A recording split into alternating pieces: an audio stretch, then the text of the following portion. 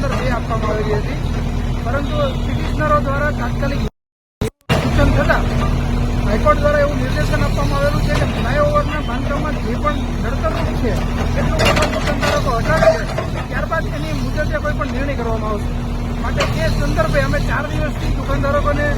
દુકાન ખાલી કરવા માટે તેમજ તેમની જાતે તોડવા માટેનું જણાવ્યું હતું, પરંતુ દુકાન ખાલી કરીને તોડવામાં ન આવતા આજે કોર્પોરેશન દ્વારા બાંધકામ તોડવાનું ચાલુ કરવામાં આવેલ છે.